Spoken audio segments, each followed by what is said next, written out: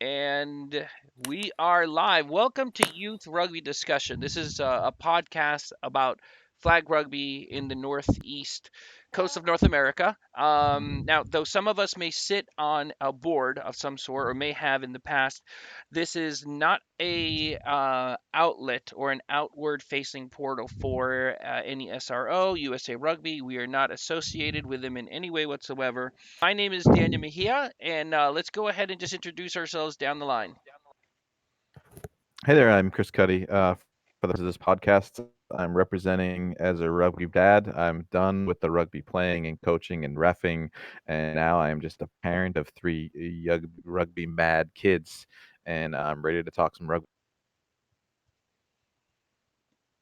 And So Craig. Name's now, Craig now for Weeks. Craig. I'm with the Mystics. I'm running the youth program, played for forever, and I'm trying to coordinate all our activities with the rest of the youth programs. And All Daryl's right. joining us. Daryl, can you hear us? Yeah, can you guys hear me? Yeah, you're a little soft, but yeah, why don't you introduce yourself? We're kicking off. Okay. All right. I'm Daryl Jackson. I hail from the great state of Colorado. I was the rugby development officer for New England, and so really my role was to help increase membership with youth rugby players in USA Rugby, and now I'll be working with the Centaurs, and yeah, and Myra a little bit. Fantastic. Lill. Hi, my name's Lill Remac. I've played with Morris Rugby for many years. I don't play anymore. My body thanks me. I just referee, but I do. I have been running our youth referee training program for the last 10 years or so, and it's been going really great. I really enjoy refereeing, and thank you for allowing me to join on. Absolutely, absolutely. Shaggy, you on? From the South Shore Sharks. I'm president of the Sharks, but they tell me what to do. Steven Cygnus. I'm with the Rentham Barbarians, acting as club president, and I'm currently the coach of our youngest group, kindergarten through second grade. Fantastic. So we do have two guests. They already introduced themselves, and the topics for today are going to be laws as it pertains to youth flag rugby, and we may expand a little bit beyond that. And then also refereeing for flag for youth. Our two guests already welcome themselves in. Welcome to you guys. Thank you so much for coming, Craig and Lill. So we're going to transition now into the news, and then we'll go into the main topic. So, anybody have any news? Unfortunately, I don't have anything. Does anybody have anything?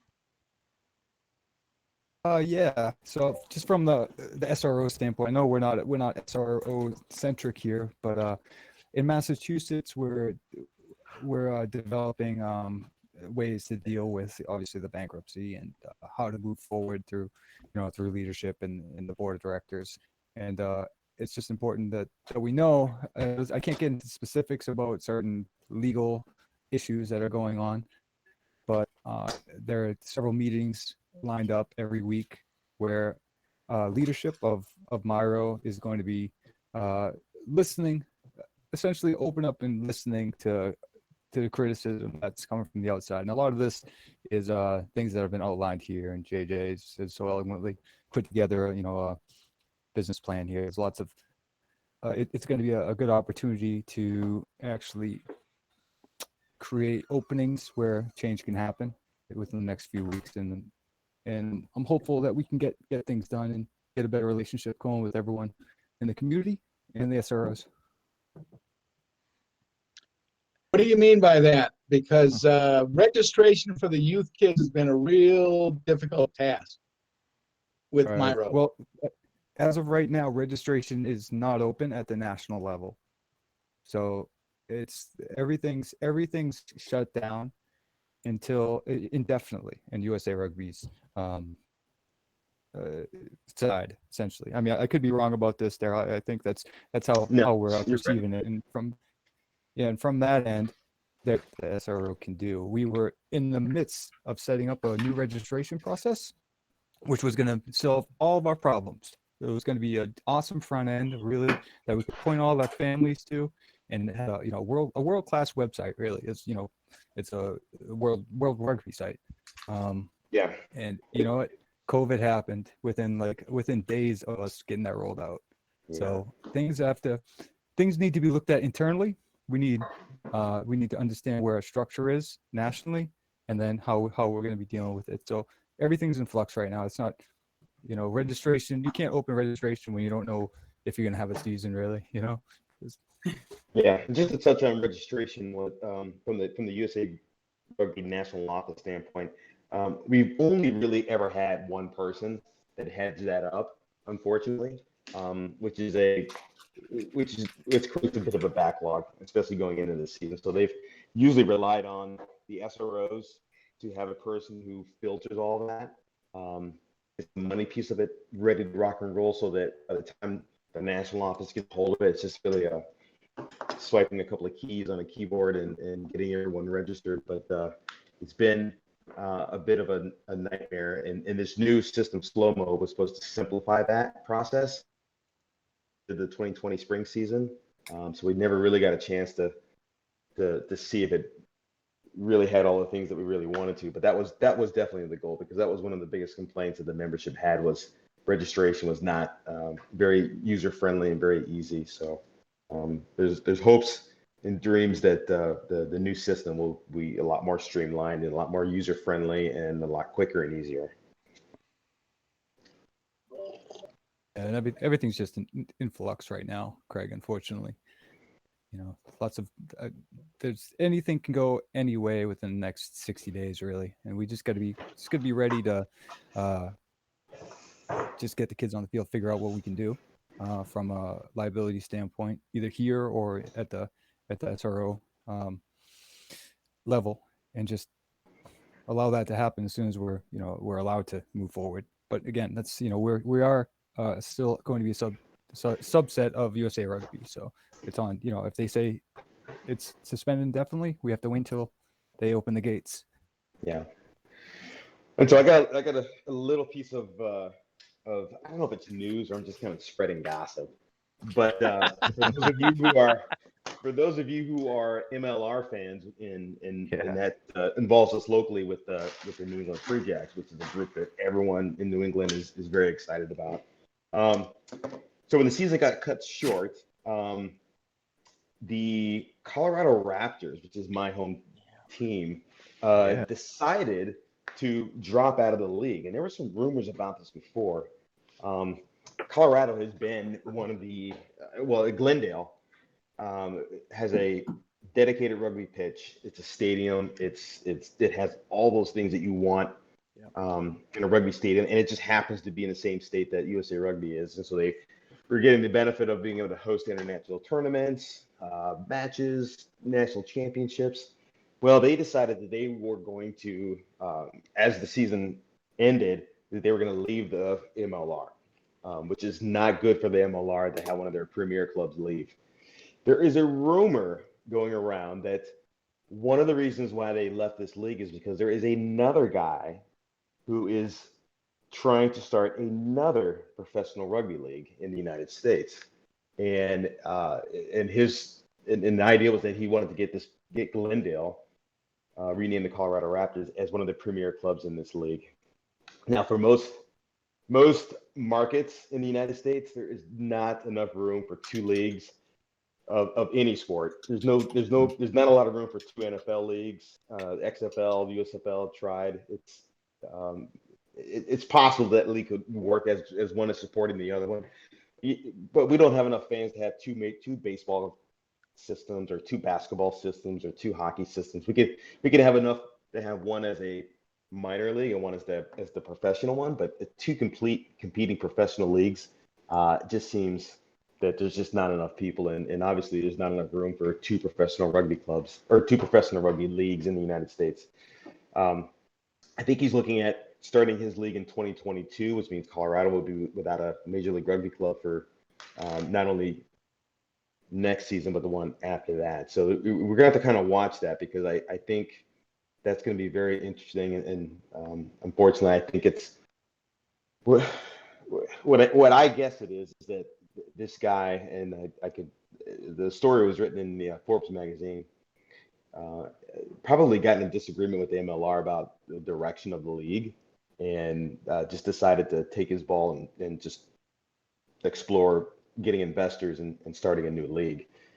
Now, from a youth rugby standpoint, sometimes we might think that that doesn't affect us because we're at the bottom of that. We're going to be filtering up into it. But from a symbiotic synergy standpoint, everything that happens at the adult level, the college level, the high school level, eventually does affect the youth level. Um, and so, and as we could see, like with USA Rugby, the problems with the national team and trying to feed those teams and make sure those teams had enough players and enough money to do their part eventually affected the clubs and the youth. So it is something that we should keep our eye on. We are incredibly supportive of our local team, the Free Jacks, and we want to see them succeed. And everything got cut short just as they're having their home weekend. So um, I think it'll be interesting to see what happens with this potentially new league and what happens with the Colorado Raptors. Because again, what happens to them could affect us. So again, that's my gossip or news for the week. But Yeah. Okay. Yeah, I I agree. do, That's really big news. yeah, Yeah, I I heard think it's about that, really and that was interesting. really interesting. So we need to move on to lots and refereeing soon, but just a final thought on that from everybody, if you have anything. I know that what I heard, and again, I'm not connected to the club the way Daryl is, so I'm very excited to see, or I'm very curious to see how this plays out, and uh, taking the youth perspective and driving the youth interest in this. I think what interested me is what I heard is that they were already thinking about not being in the MLR. Now that could be wrong, so maybe we'll hear more about it as the cookie crumbles. But what I heard was that they were already thinking about not being in it because of the amount of resources that it took. And Daryl, I think you're the one that pointed us to, or somebody pointed out an article about instead of having an inch depth but very large breadth of penetration in rugby, meaning either focusing entirely on one strata versus the other ones, focusing entirely on college or high school, or focusing entirely on premier. Um, that one model that has been seen that works well is seeing these pockets where you have um, all the strata working together or cohabitating and being able to drive each other up. So a club that has a men's team that has multiple tiers in a men's team, that also has a women's team that has multiple tiers in the women's team, that has a Colts or a youth, sort of the academy thought.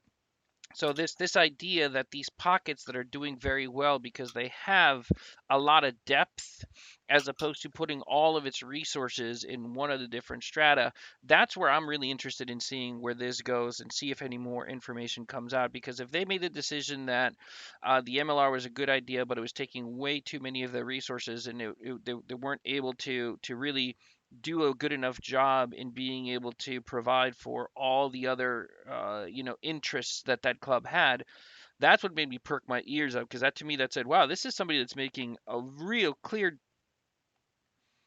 rational thought as to making sure that the entire village is doing well as opposed to focusing entirely on one. Again, I'm not Daryl. I don't know whether if that was just hearsay or not. But I found that just an interesting topic in general, in how the Raptors might be tying into that. I just blew my mind. Daryl, does that jive with you at all? That they left because they were already thinking about leaving because perhaps they weren't paying enough attention to some of the other other interests that they had?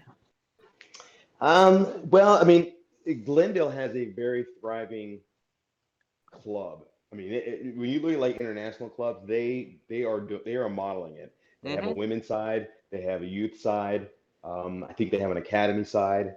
So they are doing everything that every club in the United States wants to do, but they just don't have the resources and they don't have the benefit of having a club, like a clubhouse and their own pitch and Yep. synthetic pitch, Yep. grass pitch. So they've got all the bells and whistles that you could possibly think of. And so if um, plus the mayor of Glendale is an old rugby player from South Africa, and so Yep. he's gotten the city to help pay for a lot of it. So a lot of these players are not shoveling out lots of money out of their own pockets just to play for the club. So it will be interesting, and I heard the same rumblings as well weeks before, as the season was getting going, that they were looking at maybe uh, looking at something else. And the thing about the MLR is I'm sure the MLL model does not work for every single person in that league. And there are probably some clubs that feel like they're paying way too much, and other clubs that they feel like it's probably just right. I mean, if you look at the NFL, I mean, there are teams that probably feel like I can make a lot more money if I could go out and get my own deals, and I can go over the salary cap than if I like Jerry Jones, for example, with the Dallas Cowboys, he would much rather do his own deals. He'd rather go out and get a deal with Adidas, and he wants to pay his players way over the salary cap. And then you got coaches or owners like in Detroit or Cleveland are like, no, no, no, I need a salary cap. I need for us to have revenue sharing, because if I don't, my club is going to fold. So I think that is probably what you had happen in the MLR, which is why we've had like 3 different leagues, because it hasn't worked for everyone. So All right. All right. So How about if we we'll go back to youth New England yeah, rugby yeah, talk? exactly. So let's reel it back in here, and it'll be interesting to see how this plays out. But Craig, you're absolutely right. You know what? Let's go ahead and transition right now, and let's go ahead and talk about the main topics, and that is laws and refereeing. And in order to be able to help us with this and kick us off, we've brought Lill. Lill, it was just a joy to meet you and ref with you at Beast of the East. It seems like just a couple years ago. um, and when I heard that you were doing some refing and that it pertained to youth, it blew my mind. And I just want to hear more about this. And guys, if you're not aware, perk up your ears. Lil, we're gonna ask you lots and lots of questions. Could you tell me a little bit about what you do, maybe even your history in rugby, and what are you doing right now with youth rugby, particularly refereeing? Okay. Well, we, as you all know, well, maybe as Morris Rugby has many different youth programs, and we started the youth program early on, and then we needed to develop laws, and then in order to institute those laws, we needed referees.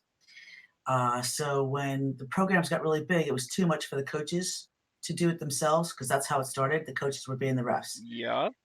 We those kids who aged out of our program, because it's kindergarten to 8th grade, we got them to become our referees, and that's when we developed the training program.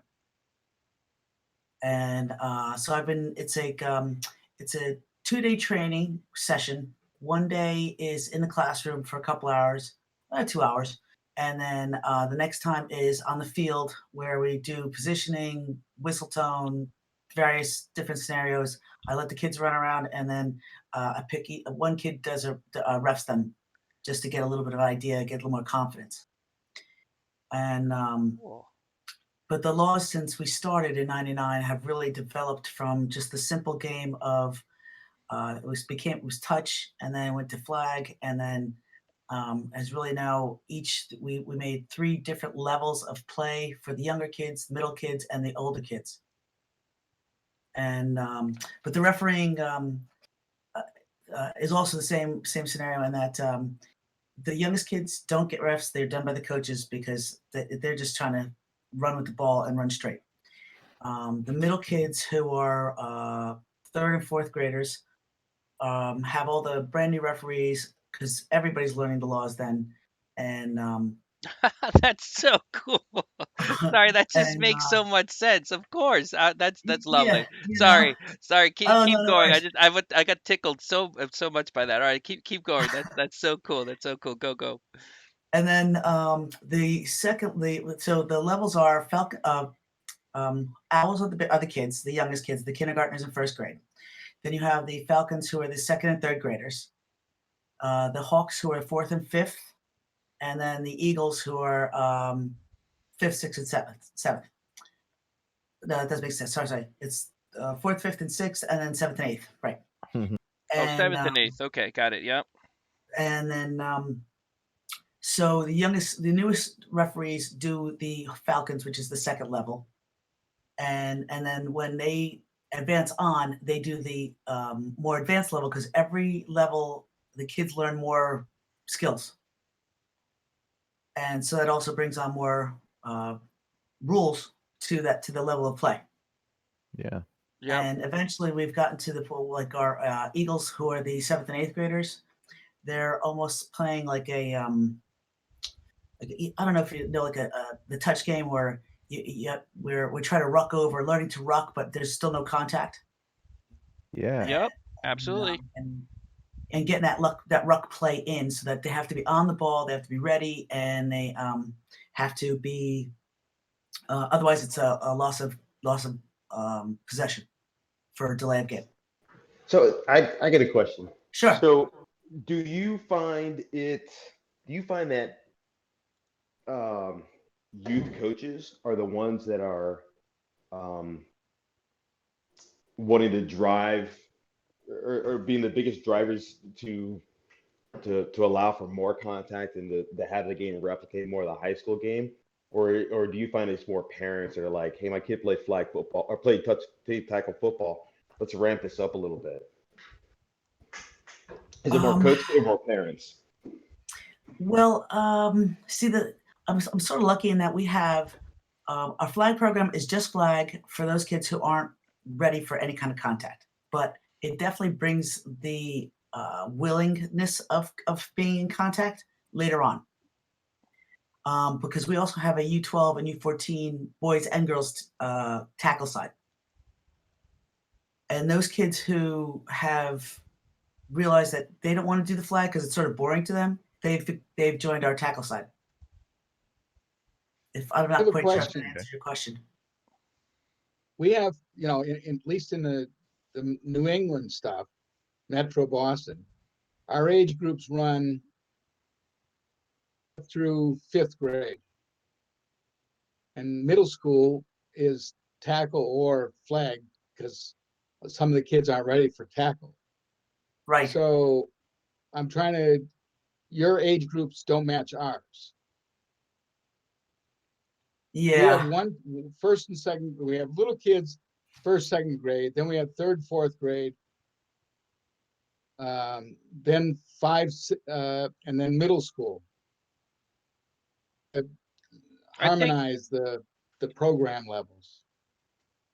so. I think that matches though, right? So I agree with you. It's kinder first, second. So talking about Myro up here in Massachusetts, and Craig, keep me straight. Everybody, keep me straight, because I'm trying to keep this. Greg, I think I'm doing exactly the same exercise you did. So up over here, Myro, we've got kindergarten 1 and 2. Then we got 3, 4th, 5th, and 6th. And then when you get to 7th and 8th, that's when we get into contact. That's when we get into middle school. That's contact, and then high school, 9th, 10th, 11th, and 12th. That's another group, and that's contact. I'm not sure that we have flag for 7th and 8th, and I'm not sure that we have flag for high school. And so Lil, are those the same age groups as you were talking about? Third, fourth grade, fifth and sixth grade, seventh and eighth grade?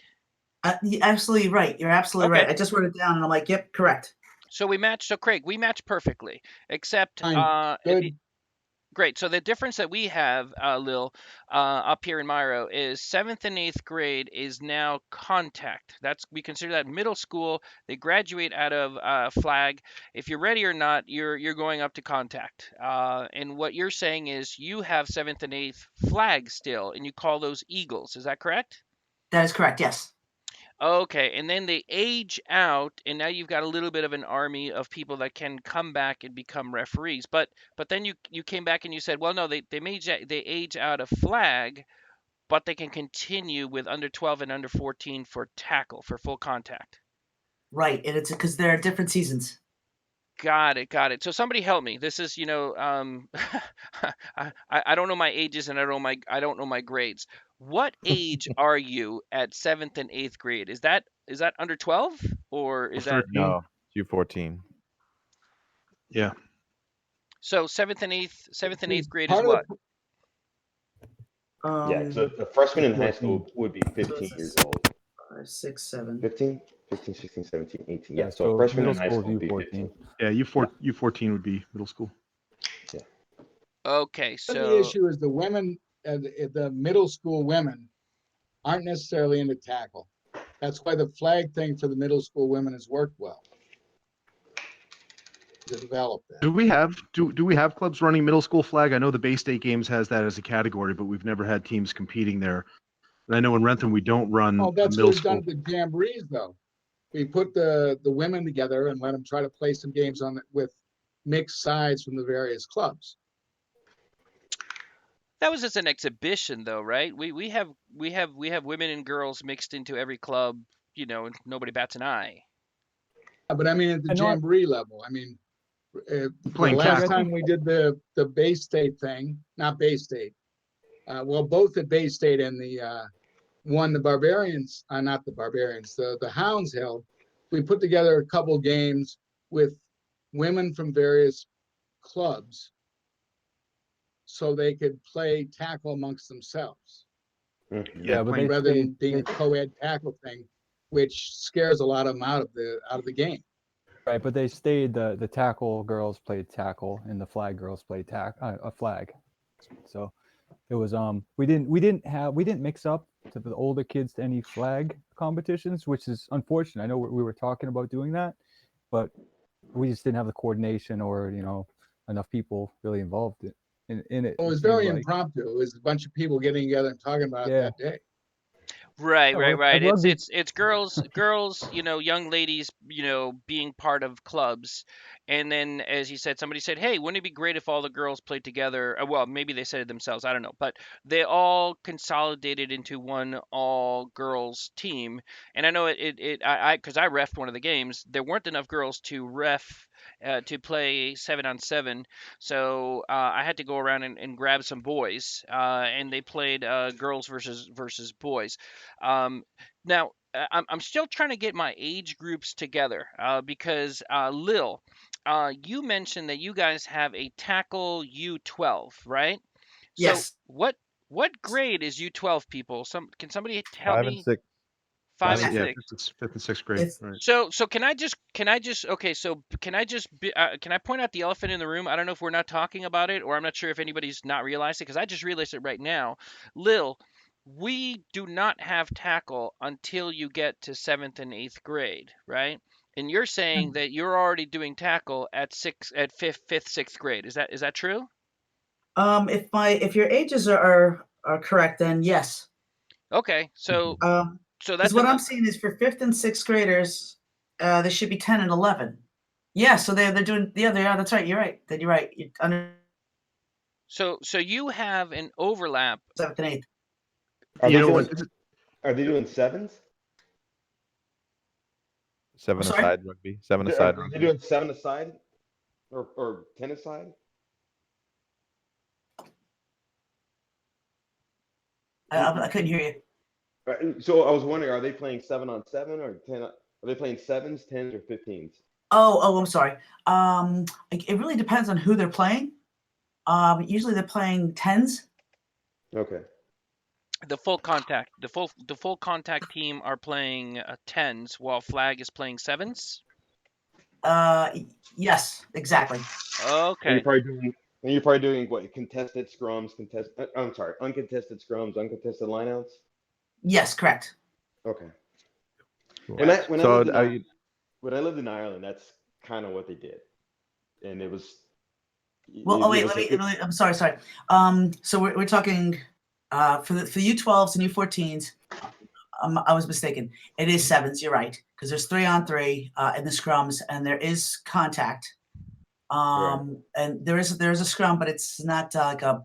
It's just a Yeah. more of a come together Yep. It's and uncontested. the hookers fight for the Uncontested. ball. Yeah. Yeah. Okay. Yeah. Absolutely. Absolutely. Which Okay. So probably hey, the way the can rest of I? the world is doing it.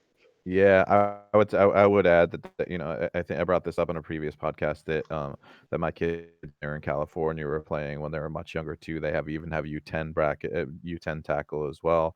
That's California. So there is variations across the country. But I want to get back to what Lil's doing here because it's so brilliant, right? It's like Yes. Yes. Morris is the poster child for building a rugby community, and what Lil is doing is building a rugby community of referees, and and people are gonna just stay with the game, and it's just so brilliant because it solves the refing problem at the youth level, and it's gonna solve the refing problem at the later on in life where we also have a refing problem.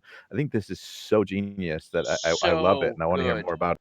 Absolutely. And I'm glad that we put our different age groups together and the dots and I's and who's here and who's there. But do you know what, Chris? I'm totally with you. I want to hear more about Lil. How do you set up these things? How do you get the people there? How do you get them games to referee? You told me that new refs are with new. I think with five and six or 3 and 4. I don't remember. There's a progression in the rules. I'm loving that. I want to hear a little bit more about that. Yeah, well, so the youngest group, which are the Owls, so the kindergarten, first and second, they are definitely all done by the coaching staff, just because, like I said earlier. Then the Falcons are who we train to just in the simplest level of all forms, really. So the Falcons are third and fourth graders, and yeah, we found that there was a need for more referees, and I do agree with you in that that this is the future of rugby. I don't know. Does anybody know Tyler Ciccarella? No, I don't. No, okay. He's a really up and coming young referee who we just actually sent him to Australia on an exchange, and he was one of my first referees, and he's been refereeing now since he was 14. That is brilliant. Oh my God, I'm loving this. I'm totally fanboying over this. All right, keep going. So he came out of your program, and he's now like level? What did they got levels? Is it levels one, twos, and or is it A's, B's, and C's? You get accreditation Um, to move up in yeah, I think refereeing, he's right? L1. L1. God, you Oh no, serious? yeah, because it goes L1, L2.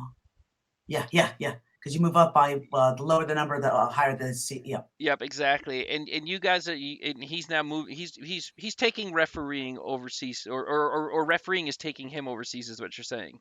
exactly right. Oh my God, that is brilliant. I'm loving this. Okay, keep telling me more. So Falcons. You were saying about Falcons. Okay, so our Falcon level is, like I said, is our third and fourth graders, and we've introduced lineouts, which are no lineouts. Everything's a throw and go, throw and toe and throw. It's set. We're just really trying to do keep off sides. At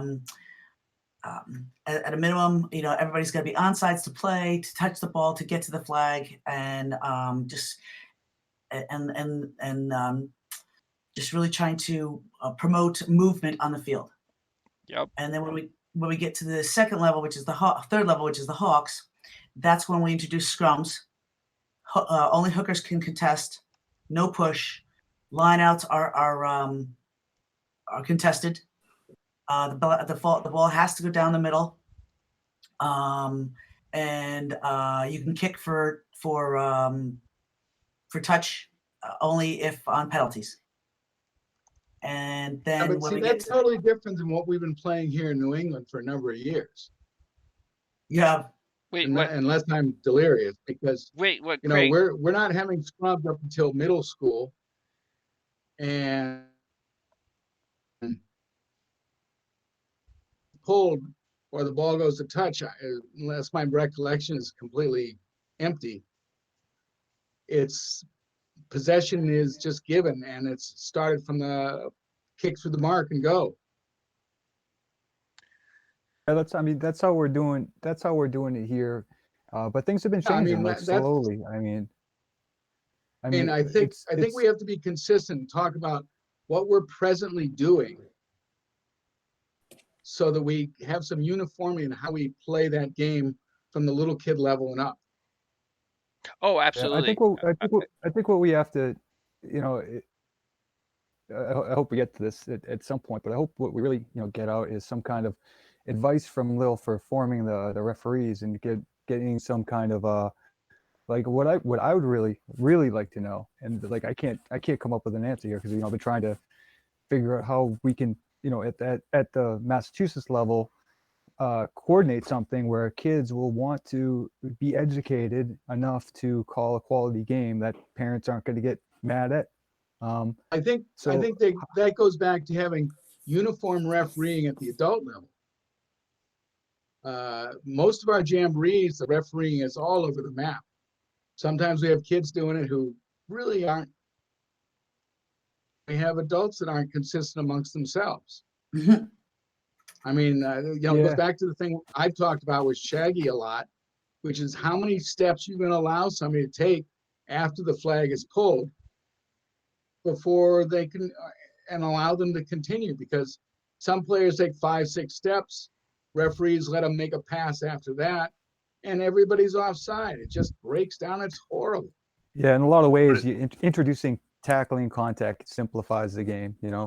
Whereas we're playing to approximation, right? So yeah, it's difficult. It's difficult for the refs, and it's especially difficult. When we're expecting our coaches, all our flag coaches are all our refs, Lil. So we don't have that system in place where I know we were talking about it. I know in years back, Nick set up the association with BU, had some BU uh, students come out and ref the Bay State games and some of our later summer games, but we still I think it's important what Lil's doing. She's created a self-sufficient a self-siphoning uh, entity where those kids that don't fit into that tackle group are coming back, and I think just the mindset of getting those kids in and creating that structure is would be incredibly helpful here. Even if Myro, could have one pool of refs for one age group, or even just stay the parents at some point to have that structure that is the referee society for flag, right? Yeah. Because yeah, it's hard, and coaches, as much as we don't want to be, we mean the best. It's like people can get mad at us. They can think if we're refing our own players, that's it's just not the best look in the world. Even if it's just flag kids running around, you still people get a little heated sometimes. It's just how it works, And this right? process so is But just I So think brilliant. This process is absolutely brilliant. You said self-siphoning. Absolutely. Some kids don't want to do tackle. And it's a loss to them and it's a loss to us. And this is just amazing. And sorry, Chris, I cut you off. You're gonna say something? Yeah, a couple things. One, I want to say it again because there's something, a couple things. One, we've had recent podcasts where we talked about how the game completely changes at the seventh grade, right? Somebody's been Yep. playing flag rugby since kindergarten. Yep. They get into and they've been playing it a similar way. Although we do need to get our act together about rules ourselves, but they play it a similar Yes. way. And then they show up one day in seventh grade and everything changed. There's scrums, there's lineouts, there's tackling, Yep. everything changed, and I had no idea what's coming. And Lillis actually has a solution. One thing that I want to hear is like, listen, to me, Morris Rugby has got this right. You got a 10-year head start on us, and we have a lot to learn about our future from looking at Morris. And we might not do it the way Morris is, doing it about what the rules are at age, in the fourth and fifth grade. But I want to hear what Morris is doing because if I got my numbers right, you have about 600 youth in your program, if I'm not mistaken, or somebody's not exaggerating, and that is the type of program that we want to be associated with. And you're doing something right, and I want to hear about it, even if it's not right for Absolutely. us. Even if it's not right for us today, it may very well be right for us in the not too distant future. So my ears are open. I want to hear more about it. But what I will agree is that the thing that is relevant to us this year in 2020, 2021 is like, how are we developing young rugby referees sort of solving our referee problem in perpetuity. So I think that's great. But for me, this is very relevant. Craig, you were on the call last week or the week before where we were talking about this very thing, and so it may be more relevant than we think. I think one thing we need to establish, regardless of training younger kids to become referees, is establishing uniformity amongst the coaches and the people that referee the current youth games, because Exactly. there's so much disparity in how Well, yes, and Craig, let me take that refereed. apart into, yeah, I agree with you, Craig, and I think that's been a source of great frustration for Myra for the past couple of years, and I think there's two things at play, and until we have more discussion and really recognize where one falls and where the other falls, we're still going to bash our heads against the wall.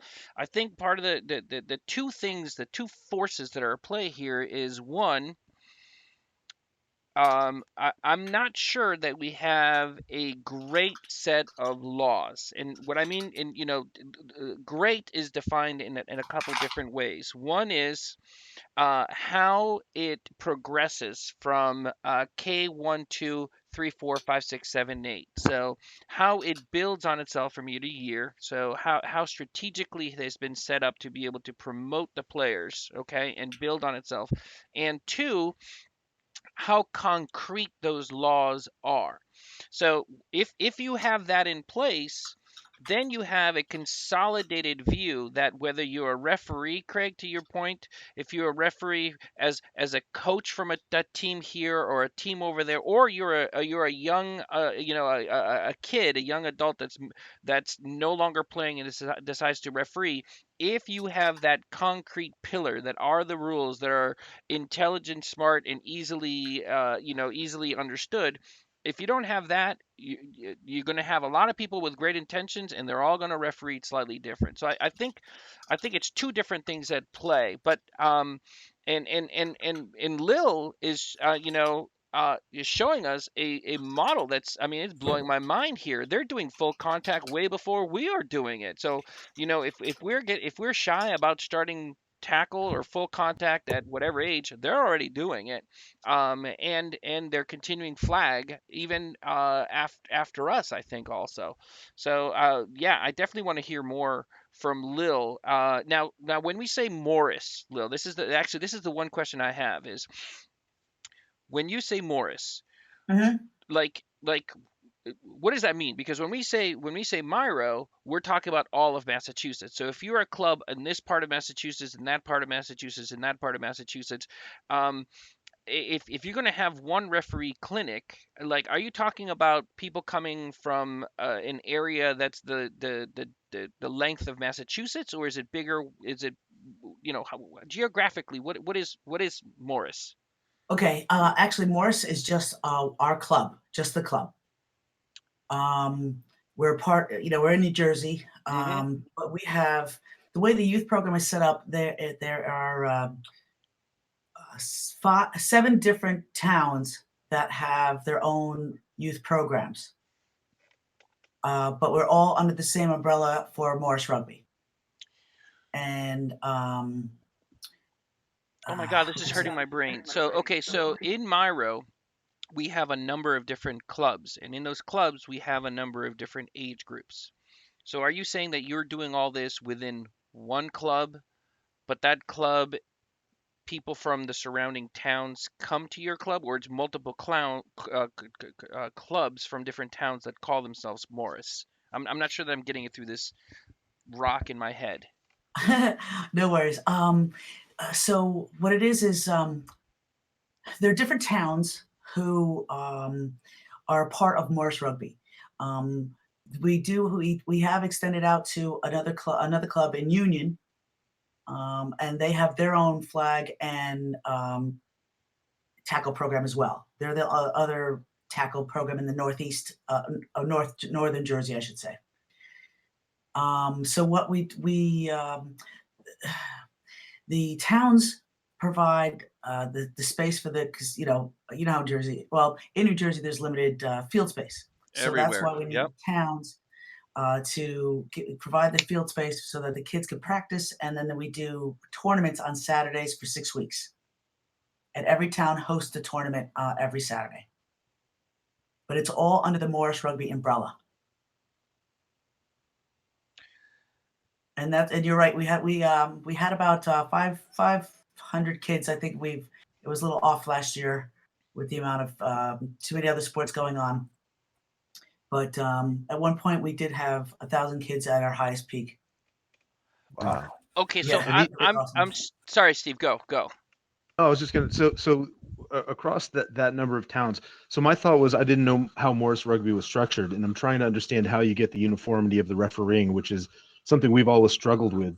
From weekend to weekend throughout the season. How do we get that uniformity? And it sounds like you're able to achieve that across 6 towns, and even if everybody's playing under Morris Rugby, they really are separate teams, and it's just probably it must be just a credit to the training program and what you have them go through. So the Yep. kids are getting the training, the 2-day training, a few hours each day. So one in the classroom and one on the field. And then they're immediately stepping into practice. Are they sort of practicing refereeing, or do they jump right into the 6-week season and their experience as a player is helping them ref? Or Yes. I'm just So yeah. I encourage them going to practice. I also mentor them every weekend. So I'll go to one specific town for the weekend and just go and watch all the brand new kids. And luckily enough, I do finally have a partner this year or last year, and so because we've grown so much that there's 2 tournaments going on every weekend. So I'm at one and he's at the other, and but they jump right into it. It's because of their experience playing. They know the laws. They know what they're supposed to do. They work their way up to from each level, and it's just a matter of having them to get the confidence and the whistle tone to be able to blow a good game. Love the way it's set up with So the newer refs with the younger kids, and I mean brilliant. that's a fantastic way to do That it, is right? Yeah. brilliant. Oh my God, that is so cool. All right, so okay, so last thing, just to really get it through my head, right? So, I, if I understand this correctly, Morris Mhm. is a huge club with lots of kids. So to me, that says you're your own league. Like so for me to understand this is who do you play against? Because the Barbarians will go play the Sharks. We may have a jamboree where Mystics is hosting 3, 4, or 5 different clubs. We all pack up, we all drive, 60 minutes or 20 minutes, depending on how far away you live from Boston. We all pack up, we all go over there, we all have a day, we have a great time, but we are distinct, different clubs, even though we're all under Miro. Are you saying that you are your own sort of league where you have your own separate teams and different that you've made it so the towns in the surrounding areas all funnel their kids over to your club? Basically, yes. Oh, Yes. okay. Now I make sense because I was thinking, hey, guys, you know what? Let's do this right now, this weekend. Let's set it up and have a clinic for referees, and let's have kids, drive an hour so that they come do this thing. And then, by the way, they're gonna have to drive again next week when there's a jamboree, and then again the week after that. So I think geographically we're set up differently, which now kind of in my mind starts showing how there would be some logistical concerns or we'd have to have an answer Absolutely. for it. For you, they're right there. And you know what? Oh my God, I like this super club type of concept. This is fantastic because you're Mhm. your own league now. You're your own league. Basically, yes, and that's the good thing. The furthest kid, God, depending on where he lives, because most of us all live in the same county, would be one town is in Long Valley, which is about 45 minutes away. So that would be the farthest drive, unless they live close in that area. And what we try to do is when we schedule referees, that we keep them um, in the basic area where they live, and also if their brother or sister are playing, they get to go wherever the brother and sister are playing, so that they can referee in that town. A mom only has to drive to one town, not two. that makes a lot of sense. Okay, so I mean, it's the model is very similar, except you guys are kind of like your own. You're a juggernaut. You're your own entity. And we are separate clubs, part of Myro, which is kind of what keeps us together. Um, does that make sense to anybody else? Was I really dense? Did I just get it? And all, pardon me, all of you just understood this? I was questioning that as well. I wasn't quite sure of the structure, so that's good to know.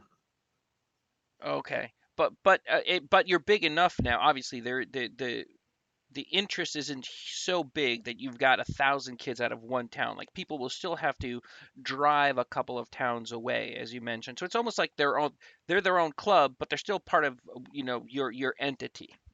Exactly. Do you name Yeah, them each of different our like a things? branch. Because there are some clubs, some teams that are smaller, and so say they only have one owl side, one falcon side, two hawks, and then maybe one eagle side, and then we can combine them, with a bigger club, or team, I should say, and so that they can have an actual a nice tournament that day where everybody gets to play each other 2-3 times and 7-minute halves, and get some good running in, and because there are some clubs who have 3-4 owls, 3-4 hawk sides, two eagle sides. So trying to Yeah. accommodate them is really become an issue, and that's where we sometimes join. Like two teams will join in order to play for the day, and we just put on pennies. I am totally with you. I completely understand this now. It makes a lot of sense. And it now brings up a lot more questions, which I'm not going to go into, about, you know, um, what is your SRO? What does your SRO do for you? These are all shows we've done in the past. What does the SRO do for you? Fixture schedules, all that kind of stuff. It seems like you've become your own mini SRO. Um, Yes. Oh, okay. You're coming back But for millions of more shows, Lil. That's it. I will send you beer, Yeah, whatever it that's is that we need. But let's focus. Let's go back to the whole laws and refereeing. I mean, now this is making a lot of sense to me right now. Craig, does this it, make sense? I mean, they could, because they're their own club. Craig, you're almost there, buddy. Actually, now that I think about it, you're so big that if you keep getting bigger, you in a sense might be this model over here where you can set up your own different structures, your own different sides, and you're going to have your own referee branch. Craig, does that make sense? Well, yes, I mean, I think what I will go back to repeating what I said earlier is we teach our youth coaches that the law that we're trying to play by for flag is pulled no more than 2 steps, which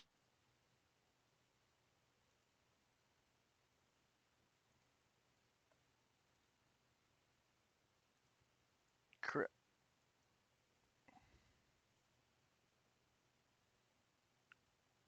Craig, I think you're, or maybe it's me. I think, nation. Key is you can't just Absolutely. And have two somebody run steps five, are 6 steps, make a pass, and let the play continue because it ruins the yeah, game. and you know what? That's where the coach's reffing actually is beneficial because the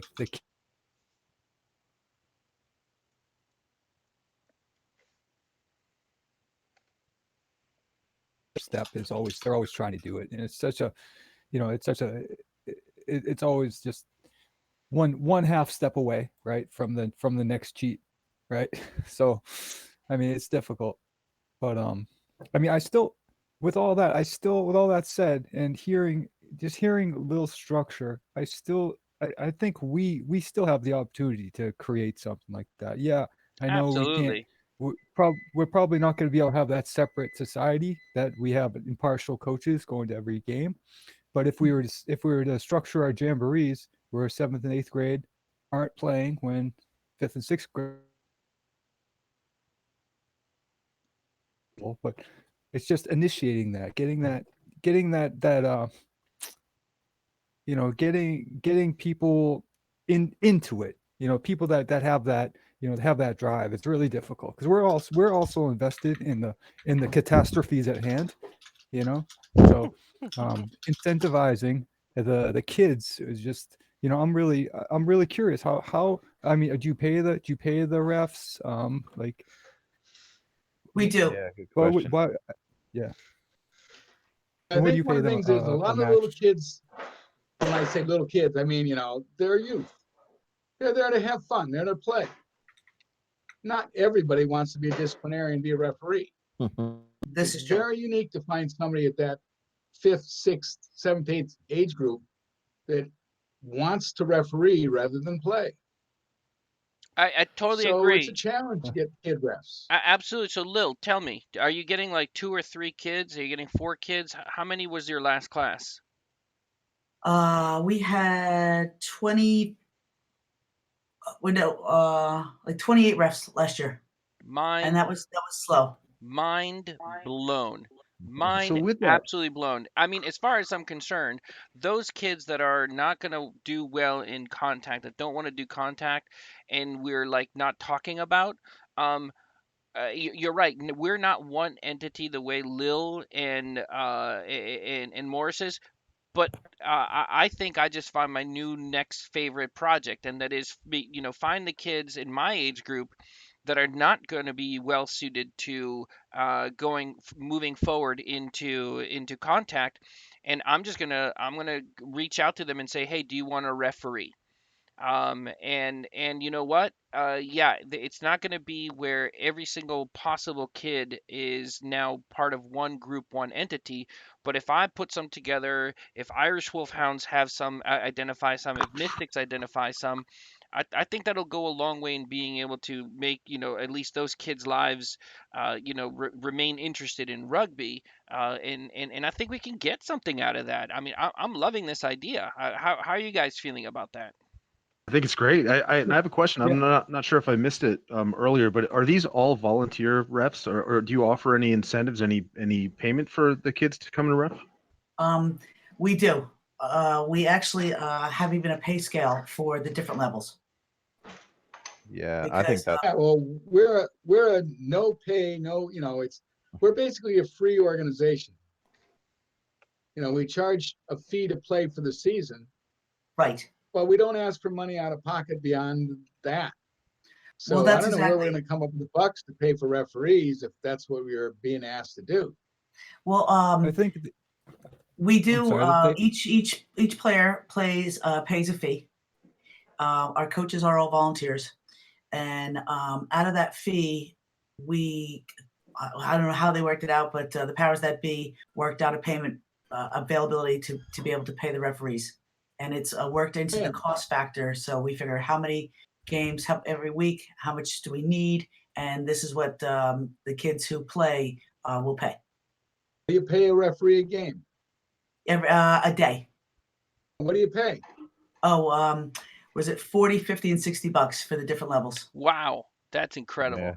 that's Well, steep. that breaks our bank. That is Yeah, That's we that's incredible. don't almost Well, That is that's almost amazing. more than we charge the kids to play the whole game, the whole season. yeah, Well, we that's don't why have it's to a pay them little, that much though.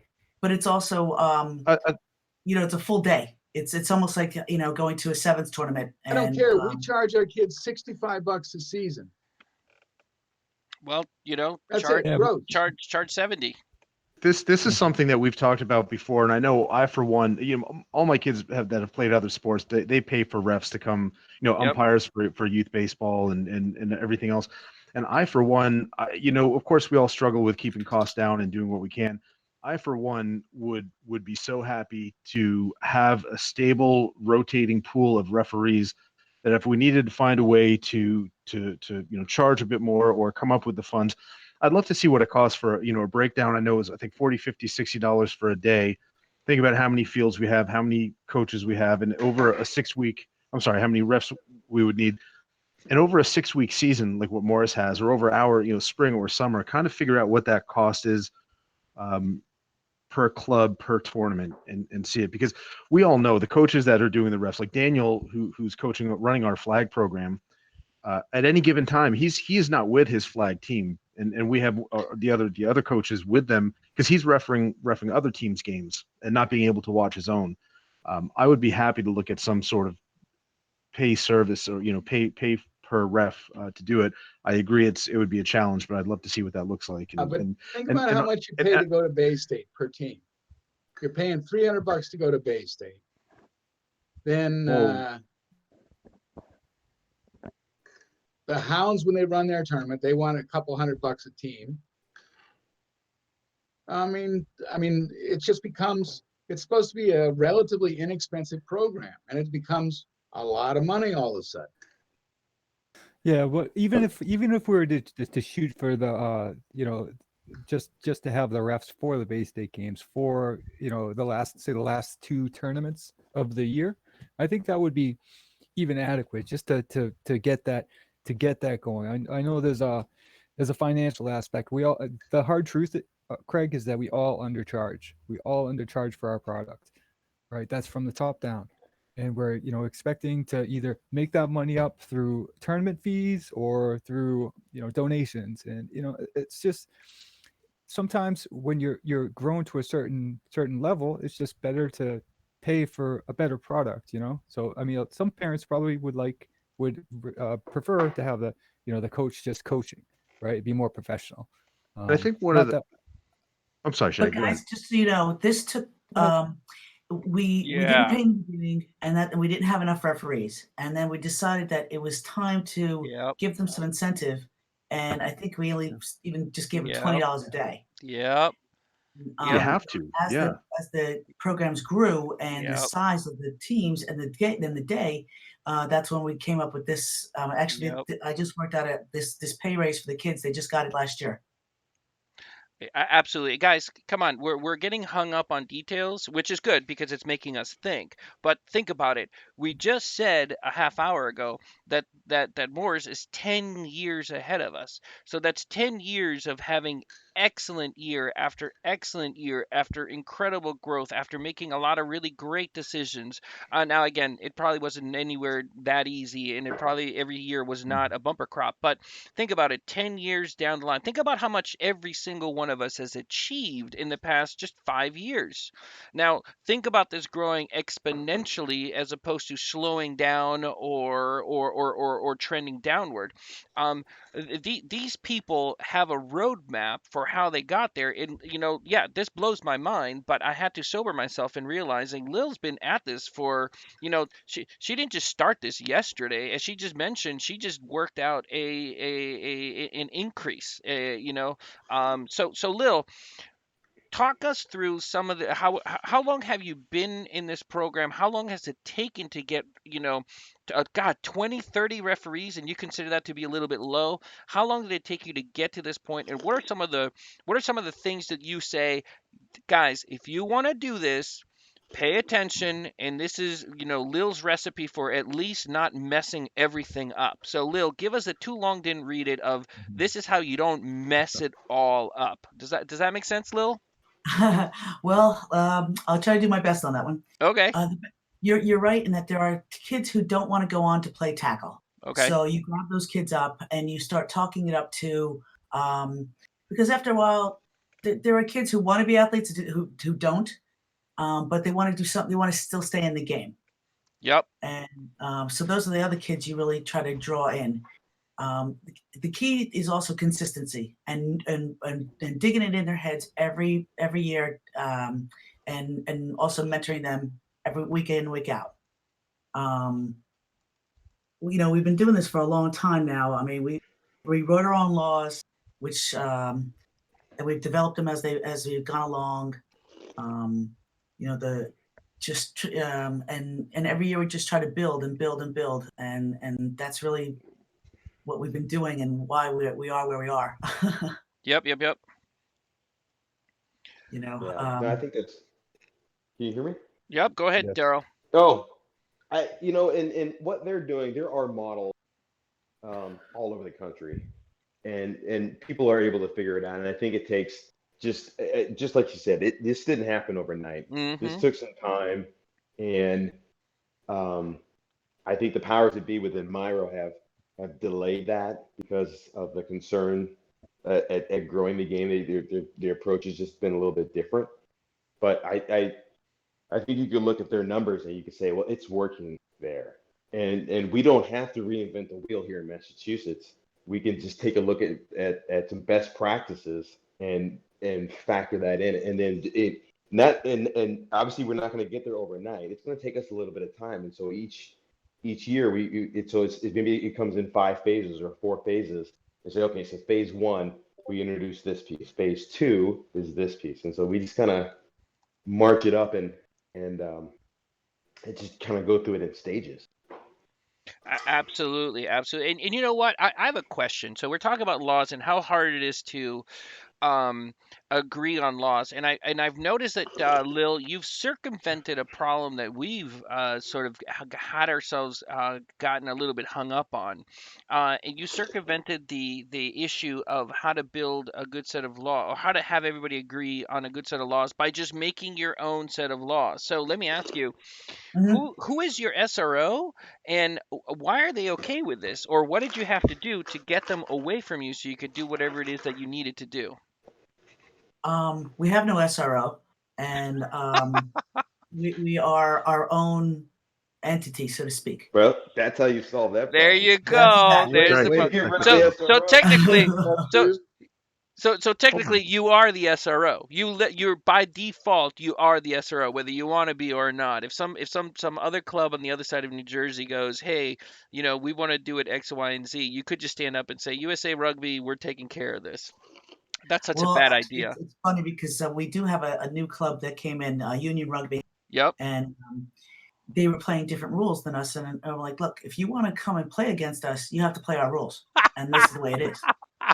And you can't just come and try to and want to play us, but then have, oh, we don't do that, and we don't do that, and we don't do that. No, no, no, we do this. You must do this if you want to play us. So that's Hey, where we sort of are. yeah. Hey, Craig, does that sound like every other weekend, every other club we play? yeah. It's annoying, isn't it? I mean, you're like, come on, I'm teaching my kids how to kick through the post, and you don't do kicks. You Well, know why the not? kicks, yeah. I mean, come on, it's everything. That's points. You are Oh, preaching to the choir. Yeah, right. absolutely, I know it. Lil. Absolutely. You Oh are man, preaching to the choir. man, I love you, Lil. You are the best. I'm having such a good time tonight. I every night, every time we get together, I do. But this one's just ridiculous. Chris, you got a question, man? Come on, you've been quiet. I know that you're probably Oh, biting your tongue on a million things.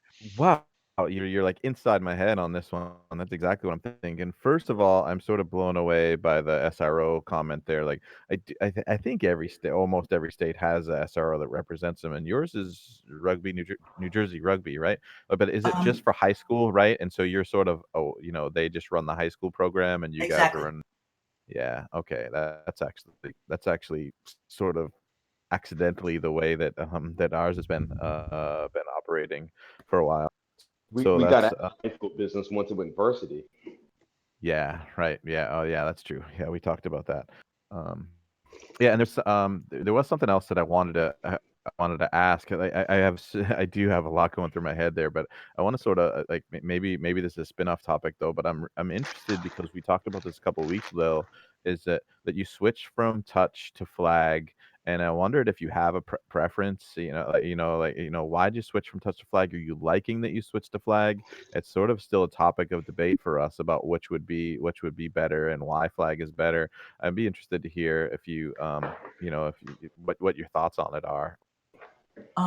We touch became well. He only hit one hand. Oh, it was well. He didn't. He didn't touch me. And it was so difficult to. You had to be on top of the kids in order to see that they were actually being touched. So with flag, we actually even have our own shorts made up with special flags that we get done, Wow. so that they're specific, and you have to use these shorts, which are part of the registration package. You get a jersey and shorts with flags, and you absolutely know that once you pull that flag, you have two steps or you pass. And it's definitely a judgment call on the referees, but we push it a lot because you can't take 3-4 steps. It's annoying, so that's where it gives it better consistency as well. Yeah. All right. Cool. Yeah, So are the shorts like? Do the shorts have Velcro stitched into the side? correct. Oh yeah, I love those. I've been thinking of doing that for my kid just so he doesn't have to put on the belt because My kid is so skinny now that none of the belts fit. It also eliminates one of the problems we've had with different quality belts. Like we switched one year from old rec department flag belts that would fall off you in a strong wind Yeah. to this set of belts that I mean it was like they were stapled onto your hip. It was such a strong Velcro Yep. that after the first game we played with a couple other teams, they came up to us right after and said, "Where did you get those belts?" And the next season, a lot of us had those like the Ruggers belt, the Velcro belts that were Yep. just Yeah, I've so used the different. belts. I've refereed with the belts for play rugby, and you're right. They're inconsistent with their sizing. They're inconsistent with their Velcro adhesiveness. Where with the shorts, they're all the same. They're all put in the same place. All the flags are exactly the same. There's no inconsistency, and any size kid can wear the flag on his shorts or her shorts without having it been an issue. And you know what? It doesn't happen a lot, but it's happened that a kid has, the belt pulled off.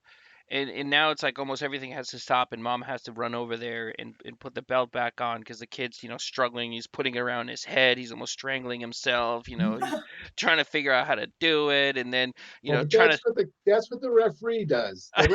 If the referee does the right job and somebody's belt has come off, to. you just let him put it back on. You resume play appropriately. I mean, the referee's role in this is a lot more valuable than I think maybe people recognize. Is it's like a 15s game. If the referee doesn't control the game, it becomes just a morass of ugly play.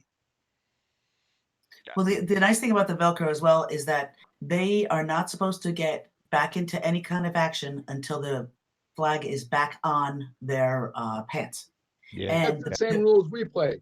We have right, the belts. tackler If has the to get flag is back. pulled, you stop. The guy that pulls the flag is supposed to raise their hand, hold the flag up, so you know the flag has been pulled. Mm-hmm.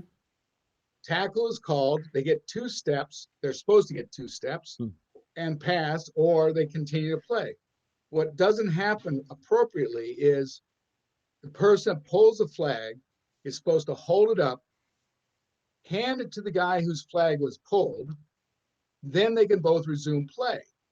But if somebody pulls the flag, throws it on the ground, runs back on their side's position, it just becomes mayhem. And that's what the referee's job is. Absolutely. Okay, so If we we can don't have sort those referees who details can out. do that consistently, it becomes just madness. And it's no I fun for anybody. absolutely. But I mean, I can't even. I can't agree with you more. It's ridiculously mayhem. Yeah. Well, It's the sentiment of the kids. And Just want as to put that Lil out there. Yeah, and as Lil said, consistency is one of the pieces of the recipe. So the recipe has right now 2 ingredients, Lil, from your perspective, from what you said earlier, or maybe you're taking a pause to let us, windbags keep going on and derailing you.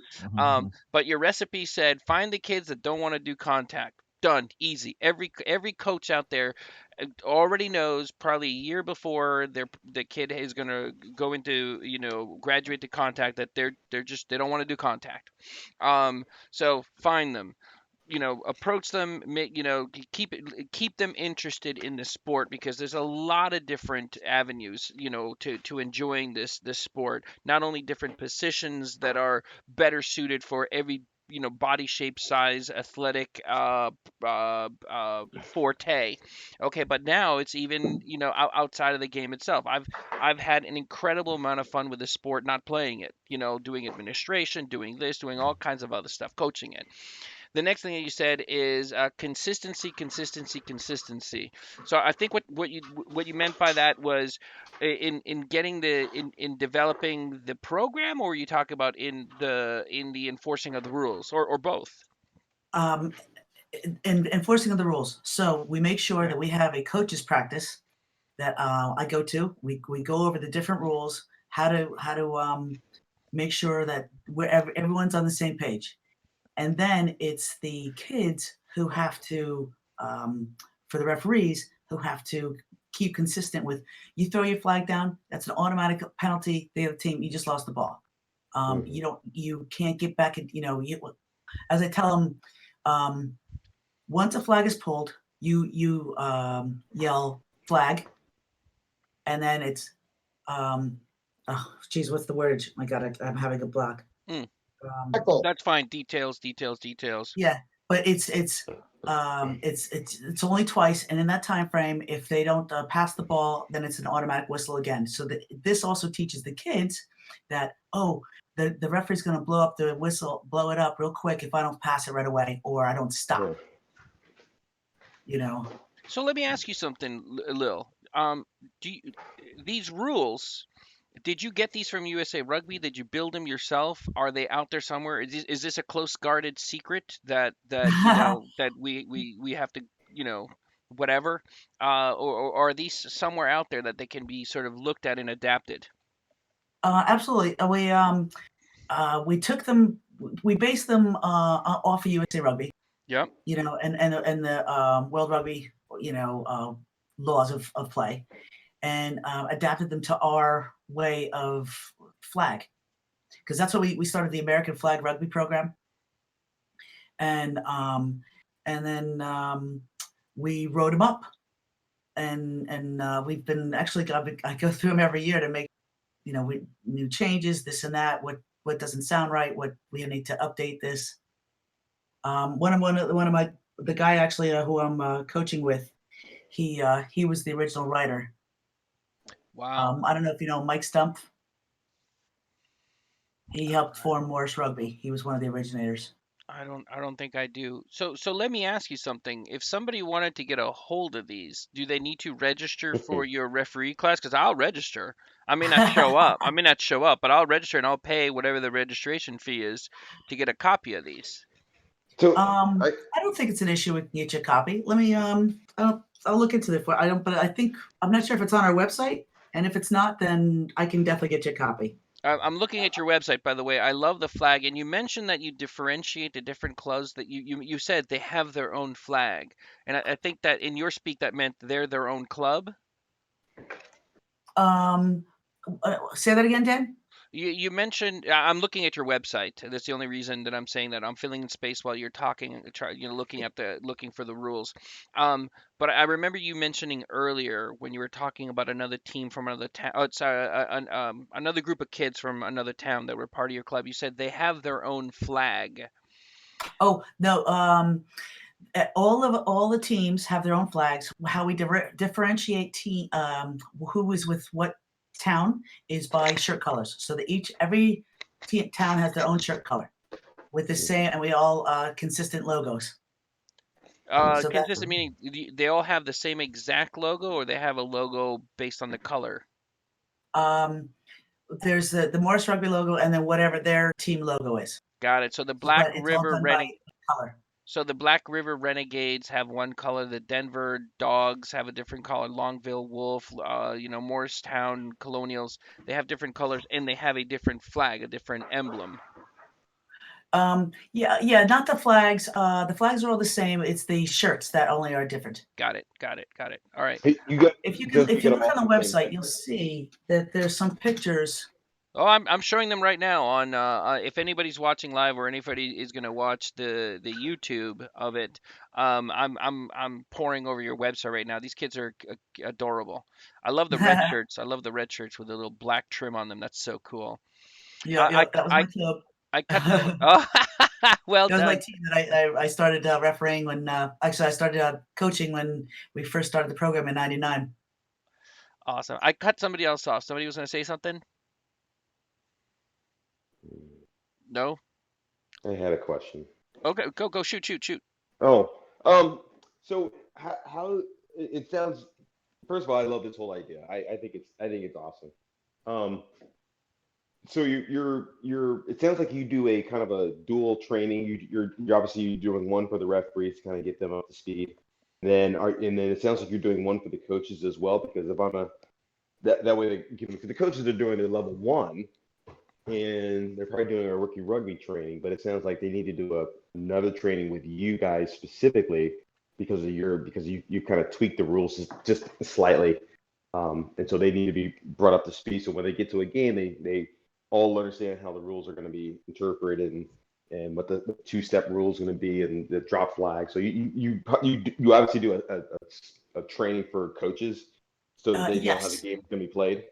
And we never change the rules as the 6-week program goes on. It's always after their, every year we learn something new, and maybe we should do this differently instead. Mhm. Because the coaches give us feedback too. You know what, you guys, my kids are having a hard time with this. Let's maybe if there's a reason we can change it and do this instead. Okay, cool. Let's think about it and see how it works. Yeah.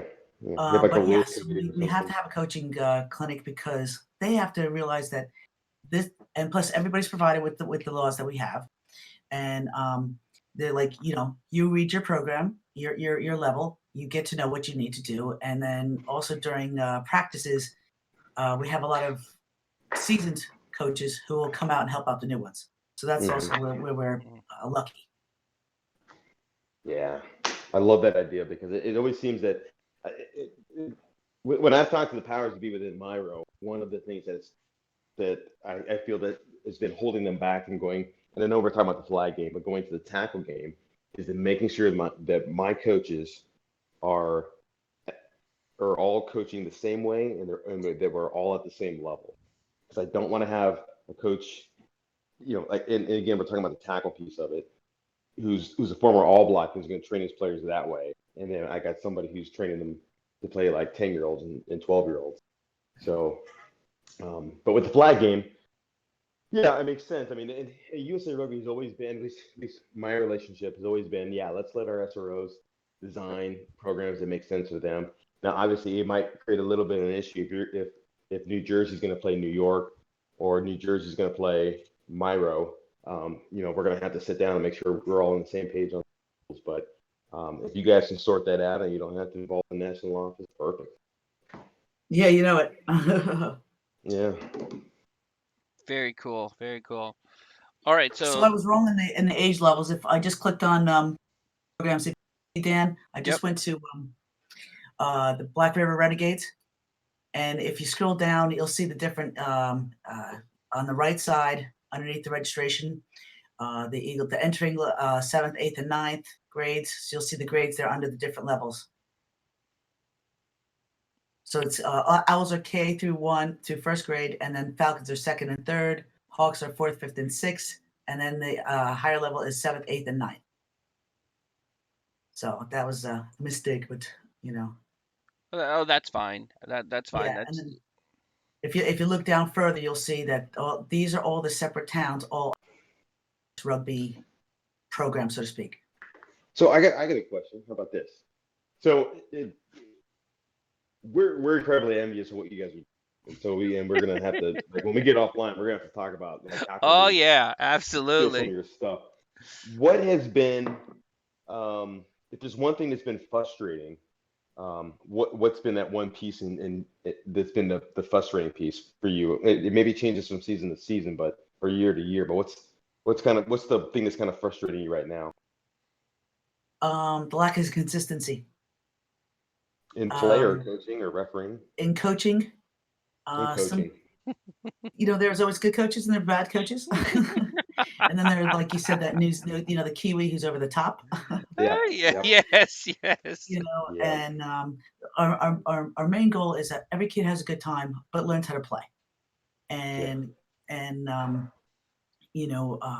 consistency in that you have to teach them all the different things how to play as a team. And it's like I said, some coaches, oh well, we don't have time to work on coaching. I mean, on kicking. Well, that's part of the game. That's a part of scoring. When you Mhm. score a try, you kick. And we modified that as well with the posts for the kids, which I'll send out to you guys. And but consistency is really key, and that's why lucky enough we have a lot of seasoned coaches who help. But then there are times when I'll watch a game and I'll be like, "Coach, what are you doing?" Yeah. And they're like, "What?" And then I have a little word with the coach, and I'm like, "All right, we need." But that's really the main issue. And that in itself enforces the consistency that you were talking about being important. And it's great that it's a web here. You have all these different strands helping to keep the whole thing together and moving in the right direction. Um, yeah. You're definitely 10 years ahead of where we are. We can be very proud of a lot of the stuff that we're doing. There's a lot of really interesting, amazing, fun, great things that we're doing. But there's always room for improvement, and it's great to be able to have a model to be able to chase after. It's I don't know who is the model that gives you the inspiration to chase after and move forward and have some sort of path to be able to follow. But this is a lot of fun. Daryl, Steve, Chris. I mean, this is cool. JJ, what are you guys thinking about this? I mean, I'm enamored by all this. Fantastic. Yeah, it's great. Yeah, this is really Indeed. awesome.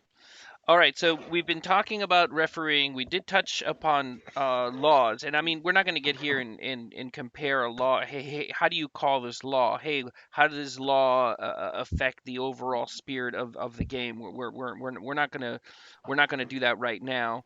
Um, is there any more that we want to talk about? We heard a lot about refereeing. We heard a lot more than that. I mean, my mind is blown. But do we want to say anything more about laws? Because I think we're going to transition. It's getting a little late, but I think we're going to go into a small topic that will transition off of laws. So, any other questions? And Chris, you can prep us for the next topic if there's nothing else on laws. Well, I'm not sure, Daniel, if you saw that I was thinking about switching the topic to something we've been talking about a little bit, but Oh, I am shoot! I am Great, ready. go, go, go, go, go. Yeah, let's move us to the short topic, and then we'll wrap it up because we're running a little bit late here. Yeah, we actually started broaching it actually throughout our conversation, but it's probably worth talking again. And I think Steve was in agreement that we talk about Morris Rugby's origins, right? You talked about '99 coming up with a set of laws, something we absolutely have to do and could be an entirely different topic for another 2 hours some night. But what is it? What is it like? How did Morris Rugby start? When did you start? What are some of the key aspects, Lil, that is just that you have seen that have been a big part of your growth and the success? Or a couple areas that I think are probably worth talking about. So, is there anything outside of refereeing and what we consider a big success that have happened in the refing realm here? What about just development? How did you get to 1,000 players at one point? What have you seen work? Well, the it all started by one guy wanted to get his kids to play rugby as well, and then that brought out all the other guys with their kids, and so that's what started our first team. And so all the rugby players that were playing for Morris who were having kids at this time, they're like, "Hey, what a great idea! Let's bring my kid out. He watches me on the sideline anyway, so maybe he knows a little bit about the game." And that's how it's grown. And then we also have um, a wonderful person who is like uh, she is the glue that keeps this youth program together. And she puts out the flyers. She puts them in schools. She gets them. Mhm. She gets signs put on the side of the roads. So that people know, oh, it's youth rugby's coming. It's here's how you register. Go online, and this is what we do. And then the good thing is also the kids talk to one another. Hey, I played rugby this season. Last year it was awesome. You want to come play? Yeah, And totally. that's it. And the kids just bring on the other part of it. Yeah, I do agree that in all cases and everything, network is so important.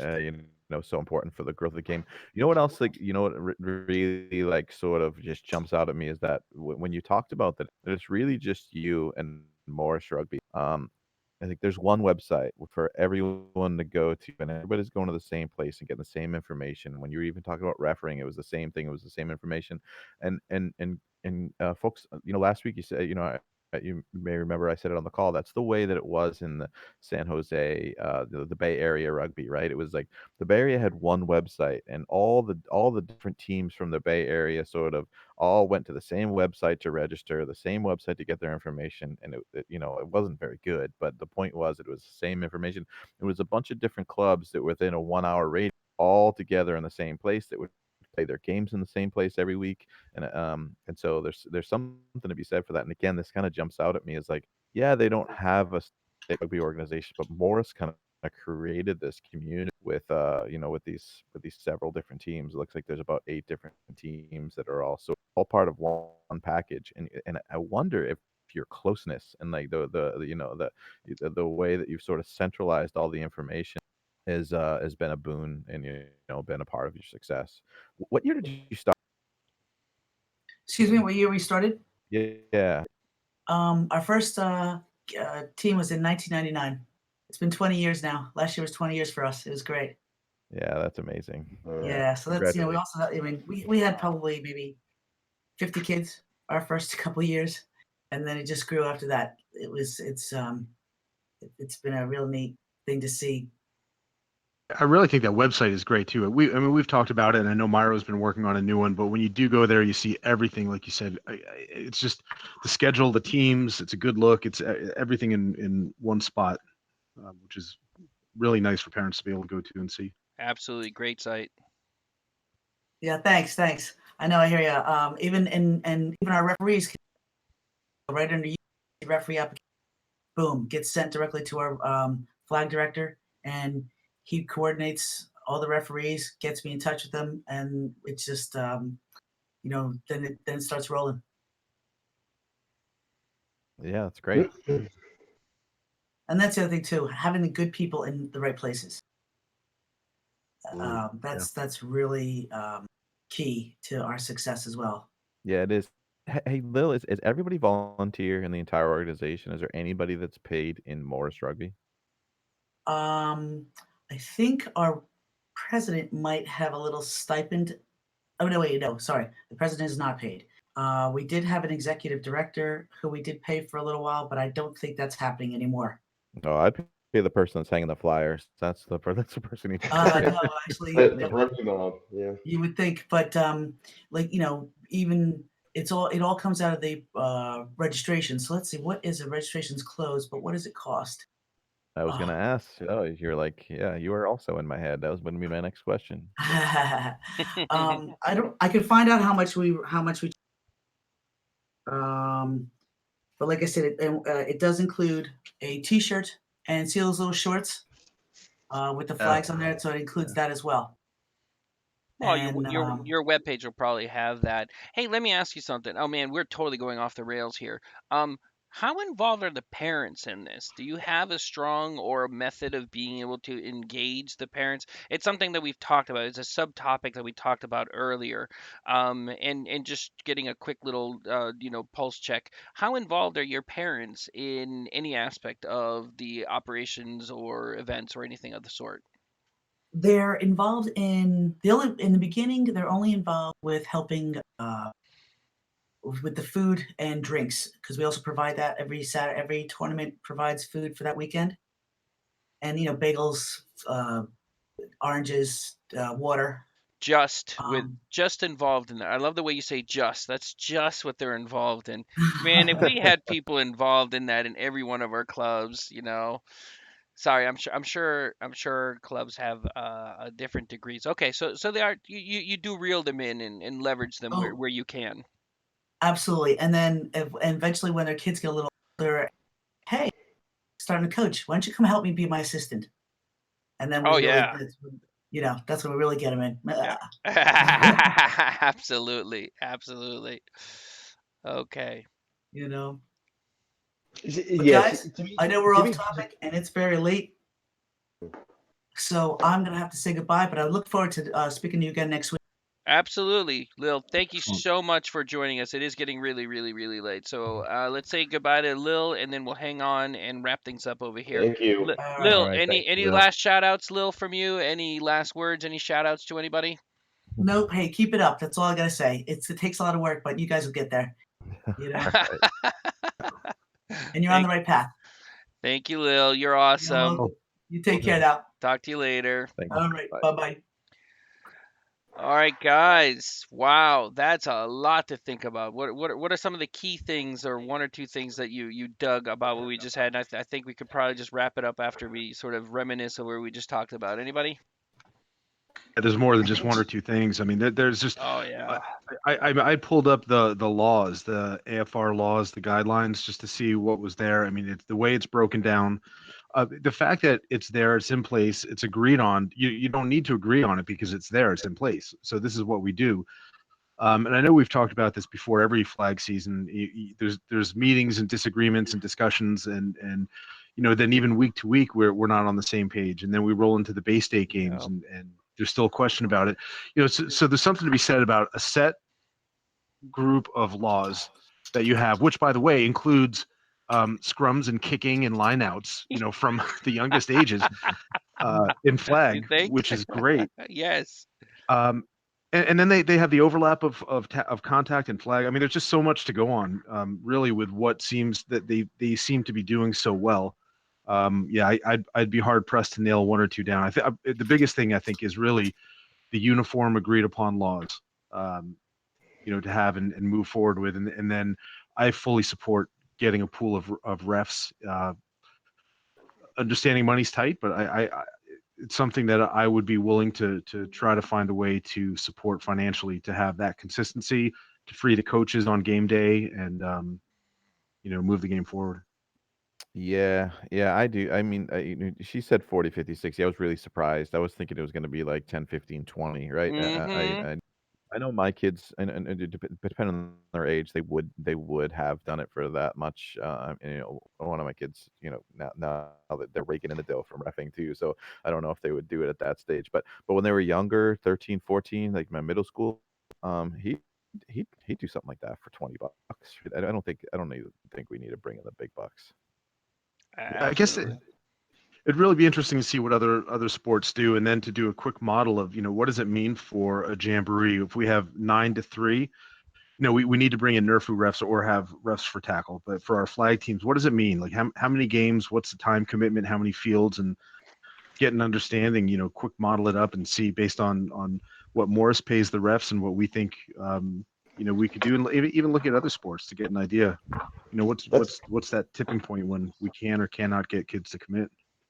that's a really good point because I think other sports have they're in the same boat we are. They want their coaches to be able to coach, and then they want to be able to have youth coaches rep the games, especially at the lower level.